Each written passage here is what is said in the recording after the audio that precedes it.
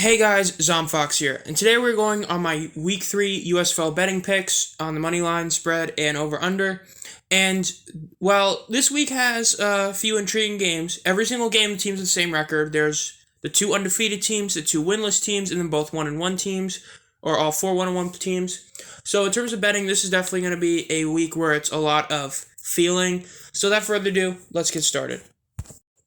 The first game of the week are the Tampa Bay Bandits at the Houston Gamblers. This is a tough one, with the Bandits being 1.5-point favorites, despite how bad they played last week. It's kind of hard. The over-under being 38.5 points is also pretty hard to discern. Put it simply, this is truly based on, do you think the Bandits can legitimately rebound from last week, where they only put up 3 points, and do you think the Gamblers play bad?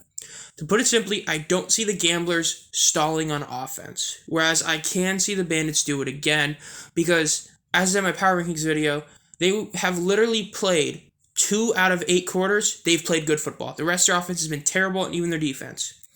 So this is tough, and I just genuinely, for how much I'm not a fan of Clayton Thorson, I just don't see the Bandits really winning this. But I do see them doing a bit better offensively, at least I would assume so. So I'm going to take the over on this one, and I'm going to take the Bandits losing. So I'm actually going with the underdog Gamblers to win this, and I'm saying the Gamblers naturally cover the spread. So that's my pick for this one. It's definitely the hardest pick, but that's what I'm going with. The second matchup is the one everyone wants to see, the Stallions at the Breakers. This is a big game. These are both undefeated teams. They're both 2-0, and they both looked really good overall.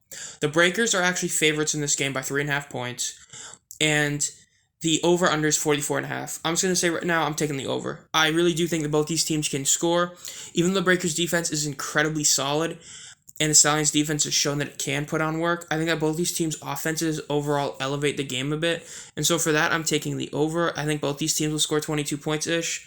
As for the point spread, this is tough, but it really comes down to, do I think that the home field advantage the Stallions have is enough to beat the Breakers?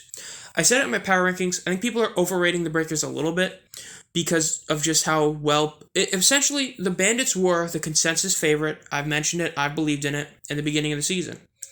So when the Breakers pwned them, everyone was like, oh wow, the Breakers are just awesome. The Bandits are just, just outclassed. But I don't think the Breakers are as good as people are making them out to be. So I think the Stallions, again, I'm going with another underdog. I think the Stallions win this game. I think the Stallions cover the spread since they're win.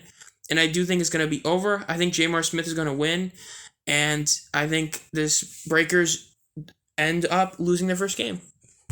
The third game of the week have the two winless teams facing off, the Maulers at the Panthers. This game, the Panthers are 2.5-point favorites, and the over-under is 38.5.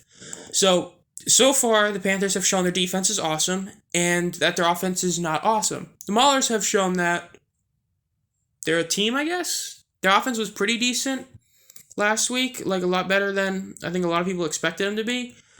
But against this team's defense, I don't know. I think this one, I'm actually going to go with the favorite. I think the Panthers win. I think the Panthers cover the spread. And because the Panthers are in it, I don't think this is going to be the day where the offenses become great.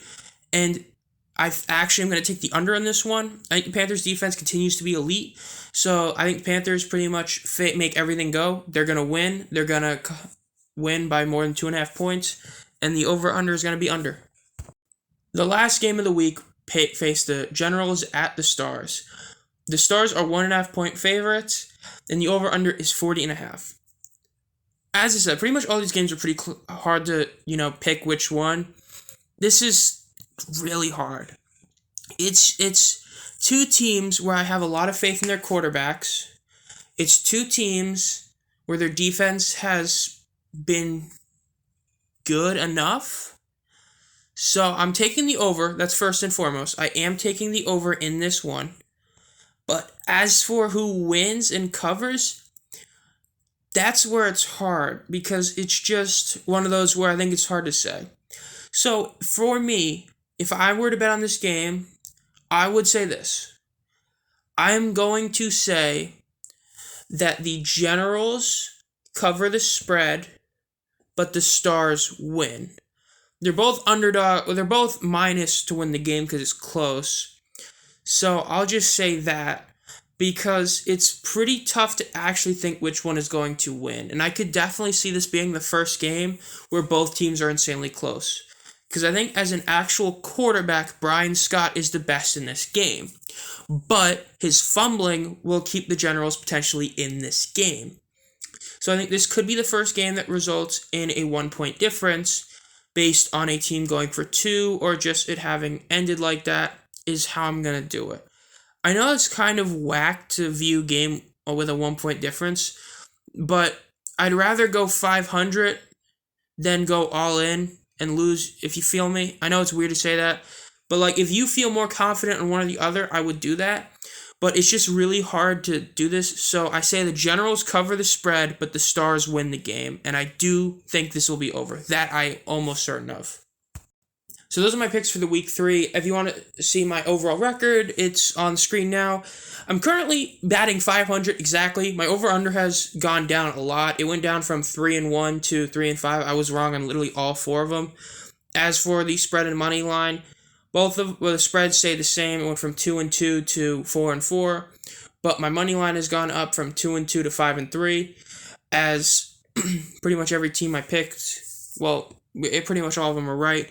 Essentially, the last game, the Bandits Breakers, is the one where I got literally everything wrong, and that hurt a lot.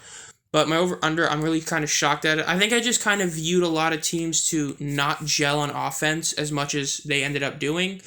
But as for the money line, now that I knew what the teams were, it helped me actually make better picks. As if it wasn't for the Bandits losing, I would have been perfect on money line. So, that's a good thing. So, this has been ZomFox. If you want to be notified as soon as I upload videos, as every week I do my betting picks, my week review, my power rankings, and reviewing the players of the week. Subscribe and hit the bell. And as always, have a great night.